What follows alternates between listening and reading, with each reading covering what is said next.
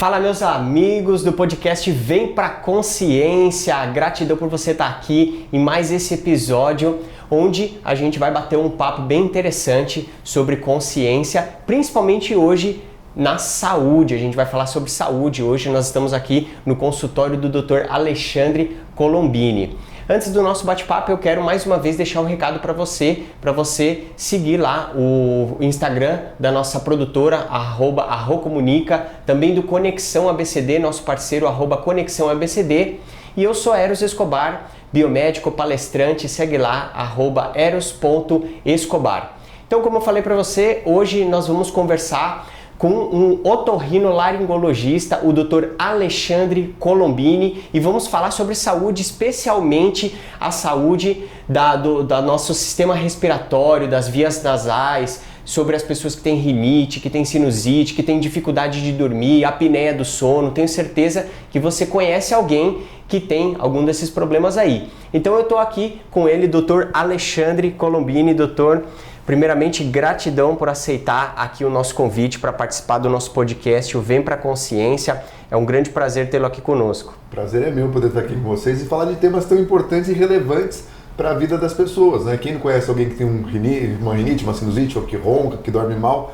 Então acho que é muito interessante a gente estar abordando esse tema. Exatamente. Eu mesmo posso falar que eu sou uma pessoa que sofre de rinite a minha vida inteira e vai ser até bem bom para mim, inclusive algumas dicas aqui que eu vou ouvir do senhor. Com toda certeza. A gente está em São Paulo, né? É difícil alguém que mora aqui não ter um quadro nasal, pelo menos em algum momento do ano, ter alguma queixa respiratória. É verdade, exatamente.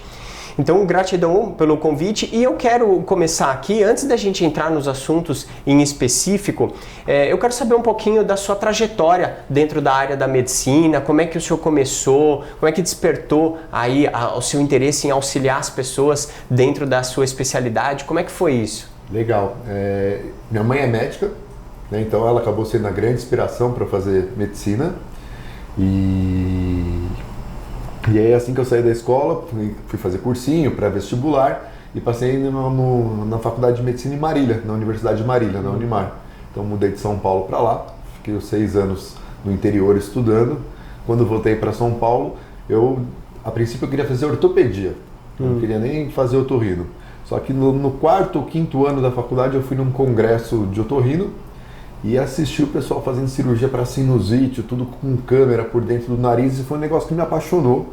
Eu olhei e falei, é isso que eu quero fazer da minha vida. E prestei residência no Instituto Filippo, né, que na época foi a aula que eu assisti, e que é um dos maiores centros de rinologia do Brasil e do mundo, e acabei fazendo residência lá durante 4 anos, tive o prazer de estudar com o Dr. Alexandre Filippo, e hoje é a área que eu acabo atuando. Entendi, muito legal. E dentro dessa sua trajetória, hoje o senhor é especialista nesses quesitos, a questão do sono, da apneia do sono e também da rinite sinusite, é isso? Isso, dentro da otorrino, a gente tem a parte de ouvido, nariz, garganta, a parte de medicina do sono, eu acabo focando mais minha área de atuação nas doenças nasais, na parte de rinologia e juntamente com a questão da apneia do sono obstrutiva, que está muito relacionada muitas vezes à respiração do paciente. Legal. E o senhor comentou, né, aqui em São Paulo, nas grandes cidades hoje em dia, é raro ter alguém que nunca teve algum problema aí de rinite, de alguma alergia e tal. O que o senhor por que é assim? O que o senhor... Eu costumo falar que a gente vive numa cidade que no mesmo dia a gente tem as quatro estações do ano. Você acorda, às vezes de manhã está chovendo, à tarde está sol, depois o tempo está seco. A única coisa que não acontece é nevar, por enquanto, né? Porque o resto a gente tem tudo no mesmo dia. E, infelizmente, é uma cidade muito poluída, muito urbanizada, e isso acaba levando a uma série de condições que são favoráveis à disseminação de doenças respiratórias. Então tem muito ácaro, tem muito fungo, tem muito bolor, tem muita poluição química industrial, e isso acaba sendo um fator irritativo para a mucosa nasal. Entendi. E aí as pessoas sofrem disso e muitas vezes não sabem o que fazer e fica muitas vezes até se automedicando. Isso acontece muito também, né? A automedicação, a pessoa acha que vou pingar um remedinho, vou fazer alguma coisa aqui, tomar um anti-inflamatório e... O problema da automedicação no Brasil chega a ser cultural, né? Então as pessoas minha avó tomava esse remédio, minha vizinha tomou esse remédio para rinite e ficou boa, o Dr. Google falam que é isso que eu Dr. tenho. Google. E muitas vezes acabam tendo tratamentos ineficazes ou mascarando, às vezes, doenças graves, porque a pessoa acha que ela tem uma rinite, ela acha que ela tem uma sinusite, e às vezes ela pode ter uma doença muito mais grave por detrás. Né? Então, por isso que é sempre importante procurar o médico, né? Conseguindo, né, na tua região, você procurar um especialista, que ele vai ter um olhar diferente de um clínico geral, de um médico do posto, né, para poder fazer o diagnóstico correto e o tratamento adequado. Né? São doenças, por exemplo, a rinite alérgica é uma doença que não tem cura. Né? Eu não vou curar você da rinite, mas eu vou conseguir controlar a sua rinite e te dar o quê? Qualidade de vida. Esse é o foco. Exatamente. Tá? Se alguém falar para você, olha, você vai tomar esse remédio e eu vou curar a sua rinite, é mentira, não tem como. Mas a gente consegue controlar e fazer você ter uma vida melhor. Se você tem um desvio de septo, uma hipertrofia dos cornetos, que o pessoal chama de carne esponjosa, a gente pode operar, fazer uma cirurgia e eu vou te dar qualidade de vida. Né? Você vai dormir melhor, você vai praticar atividade física melhor, você vai ter um desempenho melhor. Então a ideia de todo o tratamento é dar qualidade de vida para os pacientes. Exatamente. O senhor sabe que eu sou biomédico de formação também e hoje eu dou palestra sobre consciência alimentar. Sempre levando a consciência para as pessoas da importância de uma alimentação saudável e tal. E uma das coisas que eu falo em uma das minhas palestras é justamente essa questão da automedicação. Né, que as pessoas, o brasileiro tem essa cultura de se automedicar. Eu até brinco que às vezes a pessoa vai no médico, o médico passa uma receita, alguma coisa, às vezes até para a pessoa mudar o estilo de vida dela, mas ela encontra no elevador uma vizinha que fala assim, olha, tem um remedinho tiro e queda. E a pessoa vai lá e acredita, né? E o pior é que isso daí, muitas vezes, ou na maioria das vezes, a pessoa ela vai tratar só um sintoma, mas ela não vai na origem, na verdadeira causa. Né? E aí não adianta, tratou o sintoma, daqui a pouco volta de novo. Exatamente, é muito comum isso, né? Às vezes parece que a opinião do vizinho ou de alguém tem mais peso do que uma opinião técnica de um profissional da saúde, seja da área que for, né? E na alimentação você deve ver muito isso, as pessoas confundem muito o que é uma alimentação saudável, o que é você fazer uma dieta, o que é você ter uma alimentação regular, regrada. Sim. Então falta um pouco de entendimento nisso. Exatamente, de consciência, né? Exatamente, de levar essa consciência para as pessoas. E até como o senhor comentou, é um perigo mesmo as pessoas fazerem esse processo da automedicação, porque ela pode não apenas não estar tratando adequadamente, como pode vir até a piorar determinados quadros, né? Piorar ou retardar um diagnóstico de uma coisa mais grave. Vamos dar um exemplo, por exemplo, de uma rouquidão. Às vezes a pessoa acha que está rouca porque ela tem um abuso vocal, que ela forçou a voz, né? Mas de repente é um paciente que está rouco, que fuma todo dia, bebe todo dia, tem uma rouquidão que está progredindo, pode ser um tumor de laringe, pode ser um câncer de boca. Então a gente tem que investigar, então tem que procurar para ver uma obstrução nasal, pode ser uma sinusite crônica, pode ser uma polipose, pode ser até um tumor nasal. Então se você tem uma queixa, às vezes você fica pingando aquele remedinho que vende na farmácia, que dá o alívio imediato, mas você está ficando dependente, aquele remédio da pressão alta pode dar arritmia cardíaca, você pode ter um monte de rinite medicamentosa, pode ter um monte de sequela para o uso de uma automedicação e o pior que é retardar um diagnóstico que às vezes quanto mais precoce for, melhor.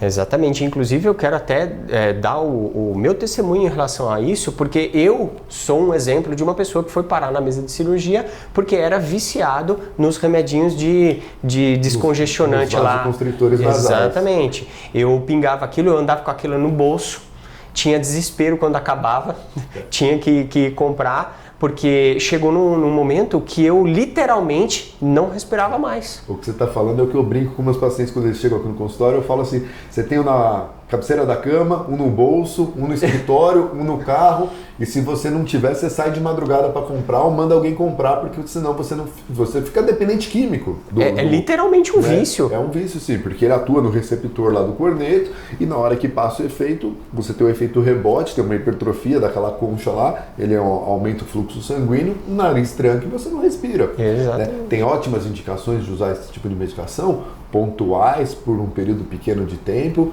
é válido usar, por exemplo, pós-operatório de nariz, eu deixo para os meus pacientes 3, 4, 5 dias. Né? Vai me ajudar, tem um porquê eu estar usando aquilo, mas não constante igual as pessoas acabam usando. E como tem fácil acesso em qualquer farmácia, Pois é. As pessoas acabam se automedicando. O custo também não é um custo tão muito alto. mais barato do que, né? Só que o preço que você vai pagar, e aí a gente pode fazer até uma brincadeira de custo e preço. Né?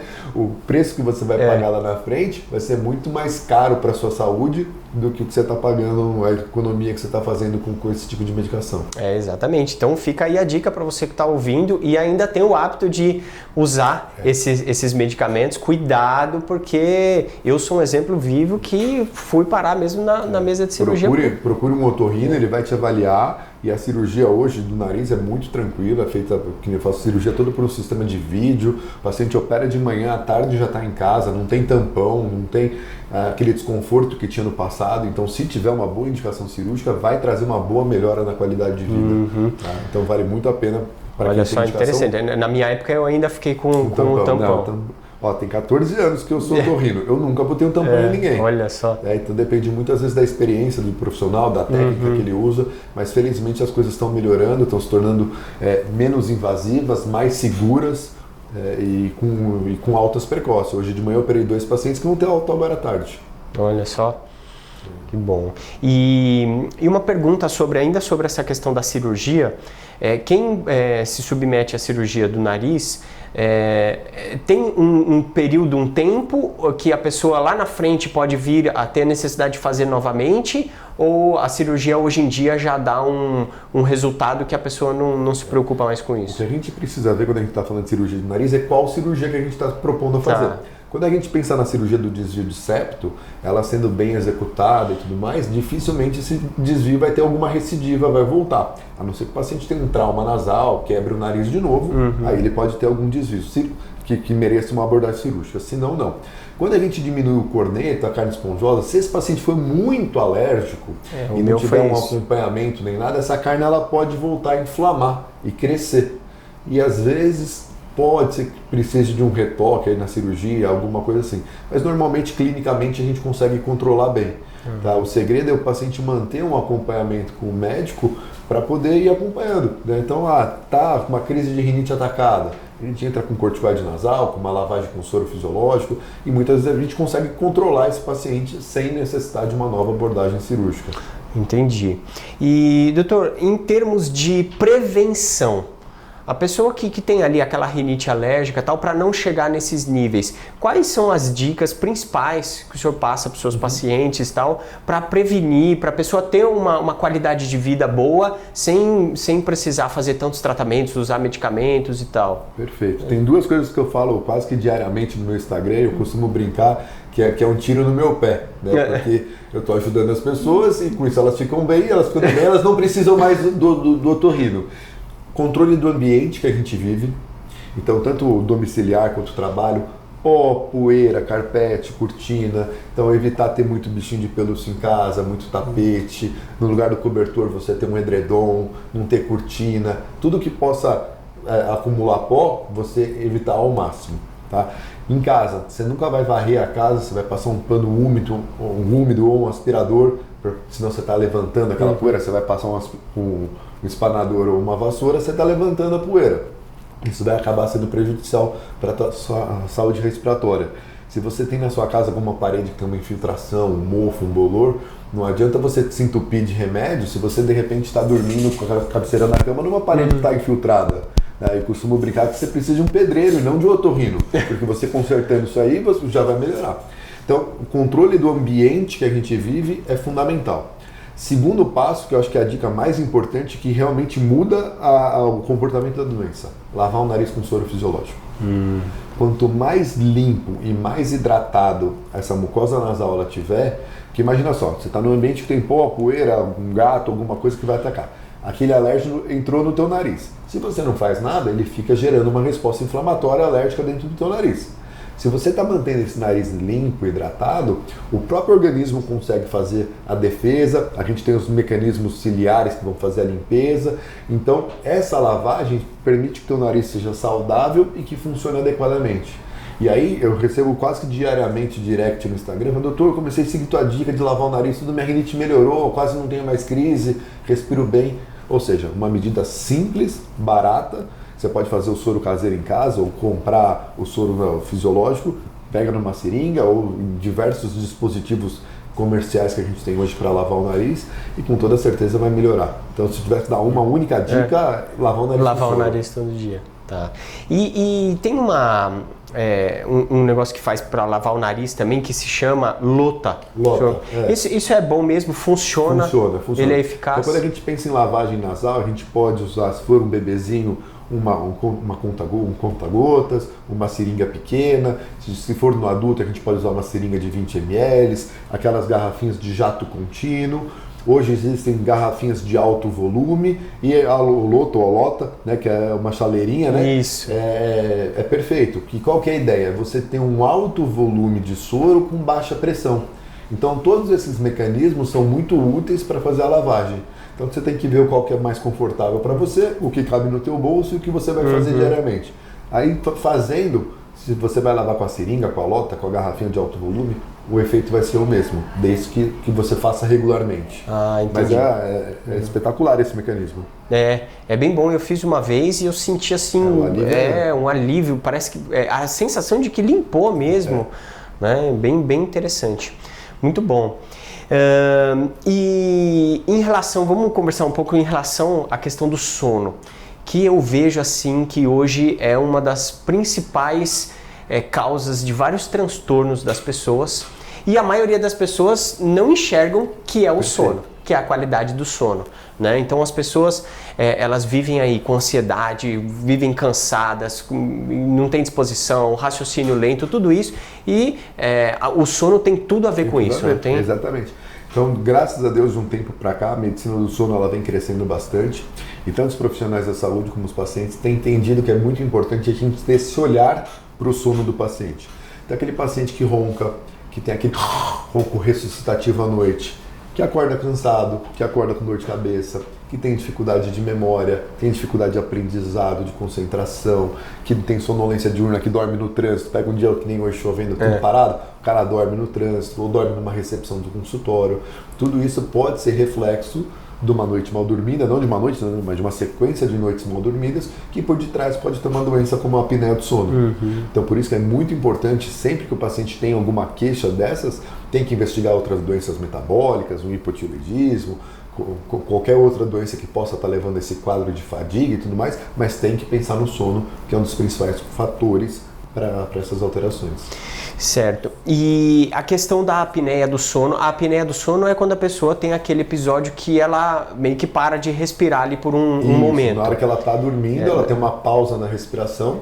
Essa pausa ela pode ser total, assim, de ausência de fluxo ou uma obstrução parcial, e normalmente dura mais do que 10 segundos. Só que isso acontece inúmeras vezes ao longo da noite. E aí, quando acontece isso, quais são os riscos para a pessoa que tem a apneia do sono? O que pode acontecer? Vai depender muito da intensidade dessa apneia, né? Se ela tem uma apneia leve, moderada ou grave, e da quantidade de tempo que ele fica hoje com a Covid, e todo mundo aprendeu o que é saturação. Né? Quando a gente põe um oxímetro no dedo, a gente vê a quantidade de oxigênio no sangue. E dependendo da quantidade de tempo, percentual da noite que esse paciente fica abaixo de 90, vai ter uma gravidade maior ou menor. Então tem alguns pacientes que vêm no consultório que estão um pouco acima do peso, roncam e tem uma apneia leve. Às vezes é um paciente que eu sou mais conservador, eu falo, olha, vamos emagrecer, vamos começar a fazer atividade física, daqui 6 meses você volta e a gente repete o exame. Às vezes é um paciente que vem com uma apneia gravíssima, fala, olha, ou a gente vai operar, ou a gente vai com um CPAP, que são as modalidades de tratamento dependendo do que aquele paciente apresenta. O tratamento ele vai depender do que o paciente apresenta de sintomas, de alterações físicas, craniofaciais, anatômicas e do resultado dos exames. Então o tratamento é extremamente individualizado. Não é porque você, por exemplo, com uma cirurgia, um exemplo, né? Você operou o nariz e parou de roncar, que eu vou operar ele e o nariz dele vai parar de roncar. A gente tem que analisar todo um contexto para ver qual que é a melhor opção para aquele paciente e a opção que ele quer. Muitas vezes a cirurgia é uma ótima opção, mas o paciente não quer operar. Então a gente pode ter uma outra opção clínica para tratar. Entendi. E o senhor comentou, às vezes o paciente está acima do peso, a obesidade e tal. Por que a obesidade provoca a questão do ronco e da apneia, ou predispõe a isso, né? Quando a gente pensa em apneia do sono, a gente sabe que é uma doença mais prevalente em homens E com aquele perfil mais sedentário, gordinho, pescocinho curto, mais atarracado, eu costumo brincar com aquele perfil que parece um caminhoneiro, né? Não generalizando para o pessoal que caminhoneiro não ficar bravo, mas quando você pega de novela e tudo mais, tem um biotipo meio que padrão, né? Então, esse excesso de peso, ele leva a uma maior pressão na região da laringe, né? Então na hora que o paciente dorme, imagina só que você tem um pescocinho mais gordo, um tórax que não ventila bem, e aí na hora que está dormindo existe uma maior facilidade de colabar essa via aérea, de estreitar. E aí que vem o ronco e a apneia do sono. Ah, tá. Então a pessoa fazendo um processo de emagrecimento, a tendência também é melhorar. Melhorar. O que a gente tem que ver é qual que é a gravidade dessa doença que ele tem, porque muitas vezes só emagrecer não vai resolver. Então, às vezes, eu tenho um paciente que tem, por exemplo, de 0 a 5 é normal ter o índice de apneia lá, de 5 a 15 é uma apneia leve, de 15 a 30 uma apneia moderada e mais que 30 uma apneia grave. Às vezes eu pego um paciente que tem uma apneia de 7, 8 e está acima do peso. E não tem muito sintoma, não tem dor de cabeça, não tem sono, não tem pressão alta, não tem nada. Esse paciente, vamos tentar emagrecer. Né? Agora é diferente de pegar um paciente que tem uma apneia de 40, 50, que está com sonolência diurna, hipertenso, diabético, já está com arritmia cardíaca. Esse paciente eu preciso começar a tratar de uma maneira mais invasiva, mais rápida, o mais precoce possível. Ah, tá, entendi. O senhor falou que tem alguns tipos de apneia, né? A apneia, aí tem a outra que é a hipoapneia, que é essa obstrução parcial do fluxo. E tem me fugiu a sigla, como é que é?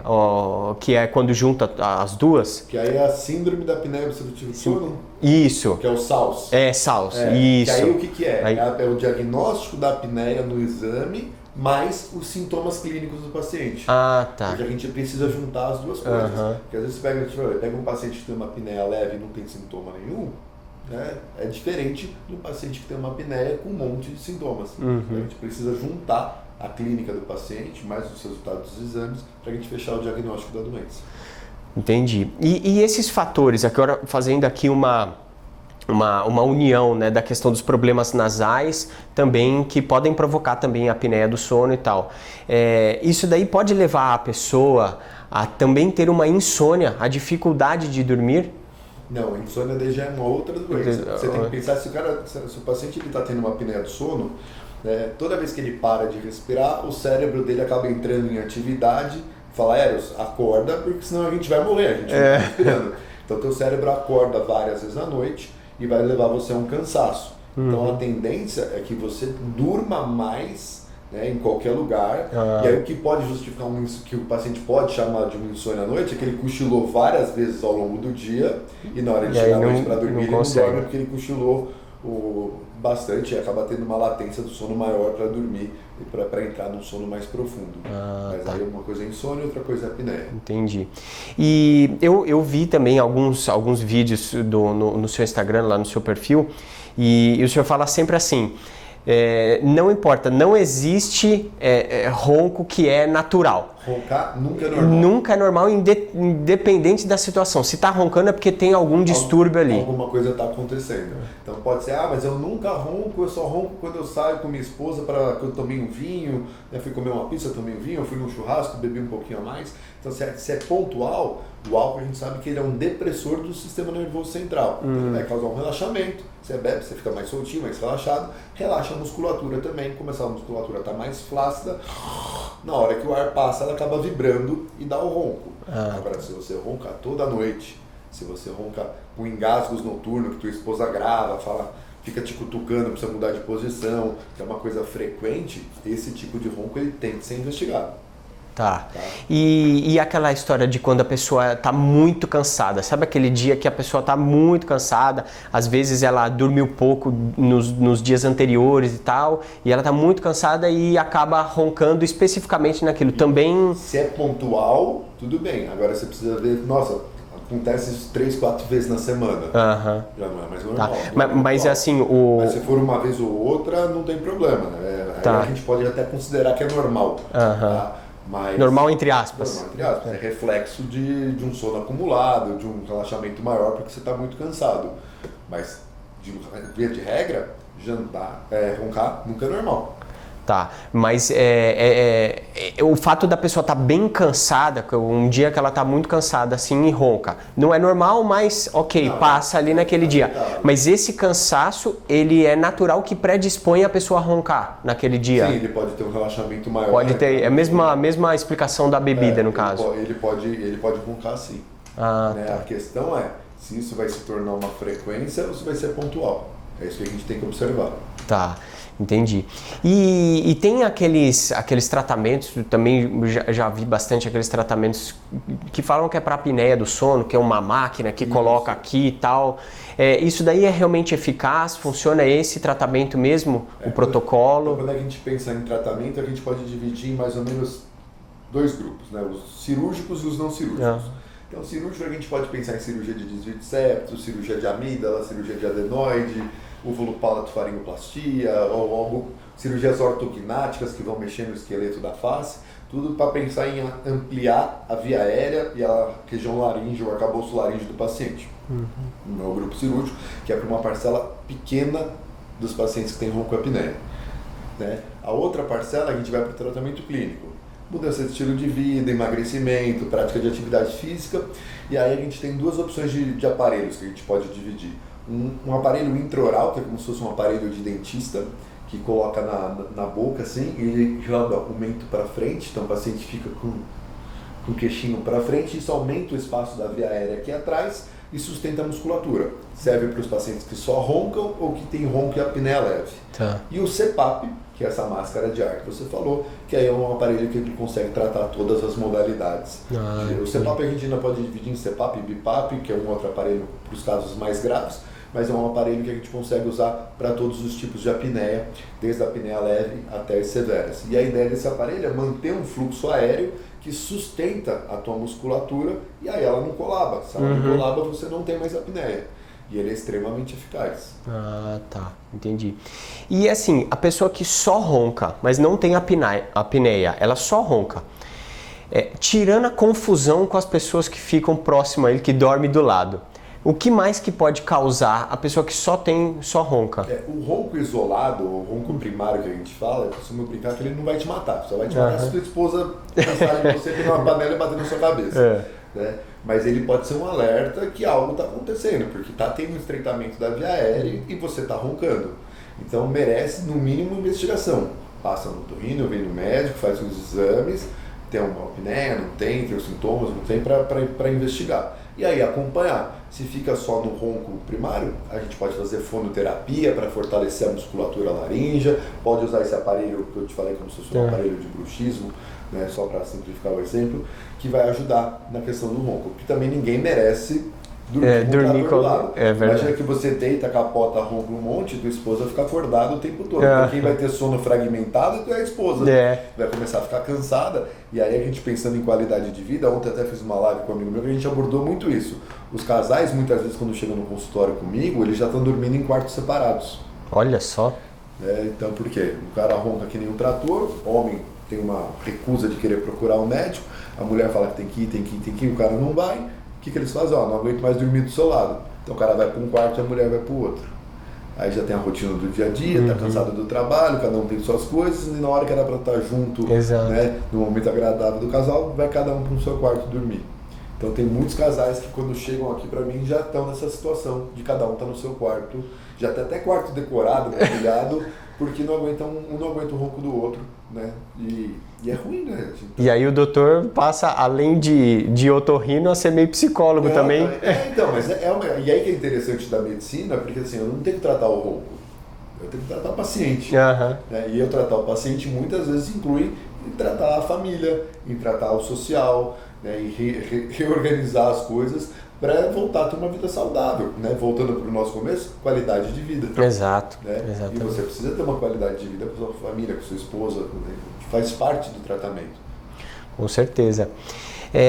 A idade também, conforme vai avançando a idade, também é um fator que pode predispor a pessoa a ter apneia ou não? Qualquer idade pode ter apneia. Sim. Tá? O que muda muitas vezes são as causas. Quando a gente pega uma criança de 2, 3 anos que ronca e a gente vai fazer um estudo de polissonografia nela, ela pode apresentar uma apneia. E qual que é a principal causa de apneia em criança? Amígdala grande e adenoide grande. É uma causa simples de resolver. Tá? Pode ter alterações também craniofaciais, mas na população normal em geral, a principal causa é essa. Na população mais jovem, a gente ainda mantém essas causas nasais ou orofaríngeas. Quando a gente vai envelhecendo, tudo vai ficando mais fraco. Né? Cabelo cai, visão fica fraca, audição vai caindo, perna fica fraca, musculatura fica fraca e você tem uma maior flacidez dos tecidos. Muitas vezes a pessoa é mais sedentária, às vezes tem uma barriguinha, está acima do peso, coisa que ela se cuidava quando era jovem, ela às vezes não se cuida, né, direito na terceira idade e acaba predispondo aí uma maior chance de ter roncoapneia pela essa situação de mudança de hábito de vida. Tá. E do fator da idade. Né? Certo. E então, hoje o senhor tem aqui a clínica, né, o seu consultório, e o senhor também é cirurgião dessa área, tanto a parte de clínica médica mesmo, como a cirurgia. Quando a gente se forma em otorrino, né, o otorrino é uma especialidade clínica cirúrgica. Então eu acabo atendendo o paciente que tem tontura, que tem zumbido, que tem rinite alérgica, né, que às vezes está com uma dor de ouvido, e a gente vai tratar clinicamente. E as doenças cirúrgicas dessas regiões. Então, doenças nasais, doenças da garganta, doença do ouvido, a gente opera toda essa área também. Tá, entendi. Doutor, eu quero fazer uma pergunta, até puxando um pouquinho para a minha área, porque eu faço hoje, né? Como eu falei no início, eu falo sobre consciência alimentar, então eu falo bastante sobre alimentação. O senhor faz alguma indicação para os seus pacientes em termos de alimentação, mudar a alimentação para poder melhorar a questão da rinite, de uma sinusite, de um ronco, de uma apneia, todas essas coisas aí? Pensando em rinite, sinusite, a gente só vai pensar numa mudança alimentar quando aquele paciente já tem uma predisposição. Eu recebo muita pergunta, rinite, leite piora a rinite? Não, leite só vai piorar a rinite se você for alérgico ao leite, se você tiver algum grau de intolerância. Se você não tem uma sensibilidade à lactose, você pode tomar o que você quiser de leite, que isso não vai piorar a tua rinite alérgica. Na questão da obesidade relacionada à apneia do sono, a gente sabe que a redução do índice de massa corpórea, do percentual de gordura é extremamente importante e auxilia no tratamento. E aí todo paciente meu sai com encaminhamento para o nutricionista. Porque eu acho que é fundamental ter um profissional que sabe elaborar e montar uma dieta de acordo com o aporte calórico, nutricional, para estar orientando o paciente. Porque os pacientes eles confundem muito o que é alimentação saudável com dieta. Sim. Você dá palestra disso, e fala, mas eu como saudável e engordo. Eu sei, porque você não está contando caloria. E você precisa ter alguém que te auxilie nesse processo para fazer todo o planejamento de quanto de proteína, de carboidrato, o que você precisa no dia a dia. E aí, sem dúvida nenhuma, o nutricionista tem um papel extremamente importante nessa caminhada. E impacta diretamente no resultado dela, né? Sim. Com certeza vai melhorar, até principalmente a questão alérgica, né? Eu vejo que a alimentação ela tem uma relação muito grande com a questão alérgica. Muitos alimentos, hoje em dia tem dietas anti-inflamatórias através da alimentação, né? E eu acho que isso pode ajudar bastante, principalmente essas questões alérgicas. Eu mudei algumas questões da minha alimentação, né, através dos meus estudos, e eu vejo a diferença dessa questão da alimentação. Se você pega um paciente que tem uma predisposição, tem uma intolerância à lactose, uma alergia a glúten, aí faz todo sentido. Exato. O que a gente não pode é falar que todo mundo vai parar de tomar leite e vai melhorar a rinite de todo mundo. Né? Porque a tendência que as pessoas querem é achar o bode expiatório. Eu vou parar de tomar leite e vai curar minha rinite. Não é assim. Se você for intolerante, se você tiver uma alergia, realmente vai ajudar. Senão, não vai fazer diferença nenhuma na sua vida. É isso mesmo que você falou, né? Achar o bode expiatório. Achar alguém para colocar a culpa. Vou tirar o leite e daqui para frente nunca mais vou ter rinite. Esquece que não vai acontecer. A gente sabe que os fatores desencadeantes são outros, né, pó, poeira, ácaro, muito mais relevantes do que a lactose. Interessante, é isso mesmo. E, doutor, eu quero que o senhor passe aqui para os nossos ouvintes aí os seus contatos da sua clínica, do seu consultório, para quem quiser procurar, vir aqui, passar numa consulta com o senhor, né? Passa o Instagram, enfim, aonde pode achar mais informações. Vou deixar o contato do meu Instagram, que lá eu posto diariamente conteúdo sobre toda a otorrinolaringologia, a parte de medicina do sono, ronco, apneia, abro caixinha de pergunta, respondo, interajo, às vezes eu dou uns puxão de orelha lá também, que às vezes pessoal precisa dar uma acordada para entender o que a gente está falando. Então é o @Dr. Alexandre Colombini. Lá tem link para o consultório, para agendar consulta, para o site. Eu acho que hoje o Instagram está na mão de todo mundo, Então esse é o principal contato aqui para deixar, @Dr. Alexandre Colombini. Legal, muito bom.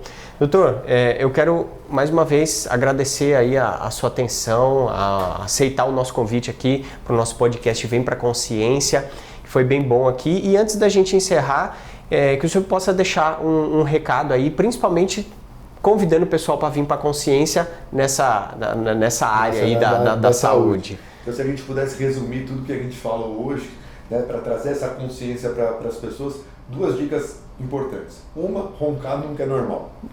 Né? E segunda, lavem o nariz com soro fisiológico. Tá? Se a gente conseguir resumir a nossa conversa em 2 itens que vão mudar a vida das pessoas e dar uma consciência que algo tem que ser feito, a gente consegue enxugar bem, roncar não é normal e lavar o nariz com soro. Se as pessoas seguirem essas dicas, grande parte dos problemas vão ser amenizados. Olha só, que legal, muito bom. E é interessante que o senhor comentou, né? Falou, eu dou essas dicas e até estou trabalhando contra mim mesmo, mas eu vejo que... Sabe? A gente tem que se doar, né? Porque tem gente que não vai conseguir vir aqui, né? E a gente, hoje com a internet, com o podcast, com o Instagram, a gente atinge o Brasil inteiro. E é uma missão também, né? De levar, de ajudar as pessoas, aqueles que estão próximos e aqueles que não estão. Exatamente. Estão cumprindo uma missão, né? Sem dúvida nenhuma. Quanto mais gente a gente conseguir ajudar, essa é a ideia. Que legal, muito bom. Então, mais uma vez, gratidão aí por aceitar o nosso convite. E fica ligado aí, você que está aqui com a gente acompanhando, mais uma vez, gratidão. Toda segunda-feira, às 18 horas, um episódio novo do nosso podcast Vem Pra Consciência. E um agradecimento especial à nossa produtora Arro Comunica. Segue lá, @Arro Comunica. Também ao Conexão ABCD, @Conexão ABCD. E eu... Eros Escobar, biomédico, palestrante, segue lá, @eros.escobar, também sempre postando conteúdos sobre saúde, especialmente sobre alimentação, bastante informação lá para você. Gratidão por você estar aqui. Lembra, deixa seu like aqui no nosso vídeo, deixa seu comentário, compartilha com as pessoas que você ama, porque um tanto de informação boa aqui que pode ajudar e até salvar milhares de pessoas aí, então compartilha com as pessoas que você ama e não esquece de se inscrever aqui no nosso canal para poder acompanhar sempre todos os nossos podcasts, os nossos conteúdos. Tá bom? Eu vou ficando por aqui, gratidão pela sua audiência. E aí, doutor, a gente sempre faz aqui no final na câmera, ó, os dois juntos vem aqui, ó, vem pra consciência.